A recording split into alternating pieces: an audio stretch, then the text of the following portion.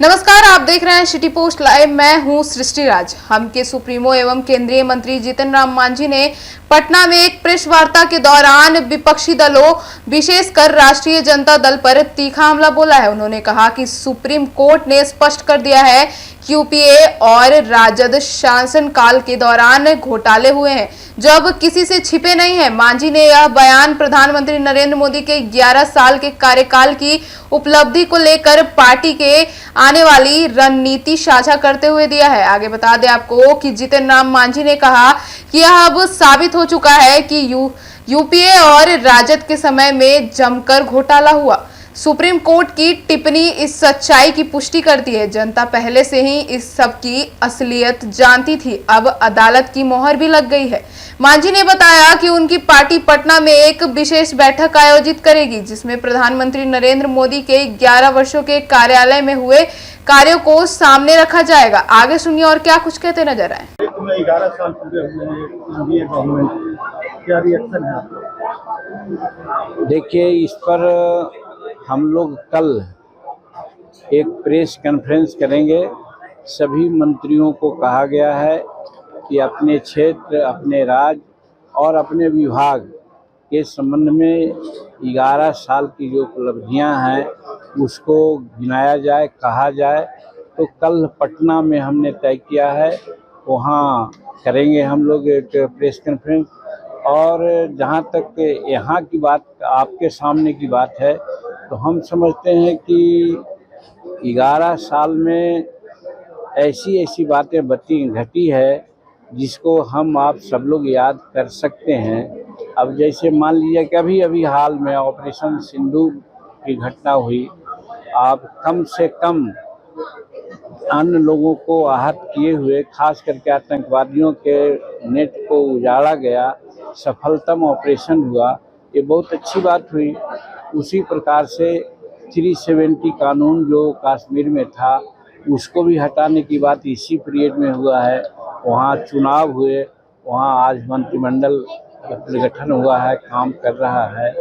फिर आपने देखा कि 3 तलाक की घटनाएं हुई, उससे सभी अगल बगल के मुस्लिम राष्ट्रों में भी 3 तलाक नहीं हुआ करता था। भारत में 3 तलाक की बात थी, उसको इस सरकार ने हटा करके मुस्लिम परिवार के महिलाओं के लिए एक सुखद संदेश दिया है। ये हम लोगों का जो है। उसके बाद आप जोड़िए, राम मंदिर के चलते बहुत तरह की बातें हुआ करती थी। राम मंदिर बनके तैयार हुआ, उसका शिलान्यास हुआ, उसका हर तरह से पूजन हुआ। तो इस एक बात, तीसरी बात और है, आर्थिक जगत में आप देखा जाए 2014 में हम लोग जब सत्ता संभाले थे, यानी नरेंद्र मोदी संभाले थे, तो भारत का आर्थिक पोजीशन 13वां या 12वां था, और इसके बाद यहाँ का पोजीशन 5वां हो गया था।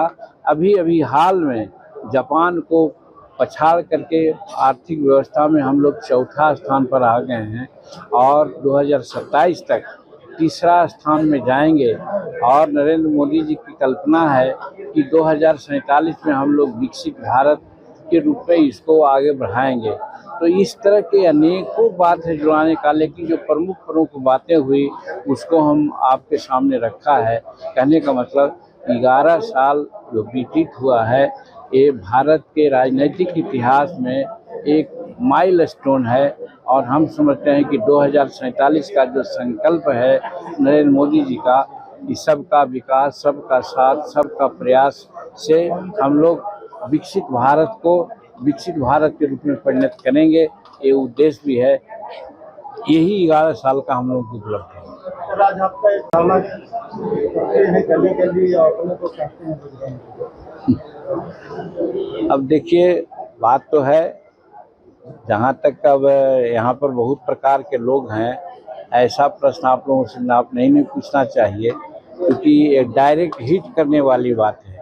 और रही बात की तेजस्वी जी, लालू प्रसाद जी का घोटाला से क्या संबंध है, जब कानूनी प्रक्रिया में वो लोग सिद्ध हो चुके हैं कि वो लोग अपराधी हैं, तो घोटाला से उनका संबंध है।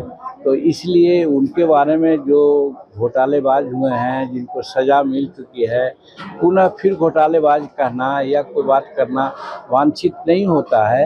ये बिहार की आम जनता नहीं, भारत की आम जनता लोग समझ गए हैं कि किनके समय में घोटाला होता था और कौन घोटाला करते थे। इसलिए तेजस्वी जी की बात करते हों या किन्हीं की बात अब करते हों, तो ये तो न्यायालय के द्वारा ऑलरेडी प्रूव्ड है, सिद्ध है। तो जीतन राम मांझी ने इस बयान से स्पष्ट संकेत दे दिए हैं कि एनडीए अब 2025 और 2029 के चुनाव को लेकर पूरी तरीके से सक्रिय हो चुका है।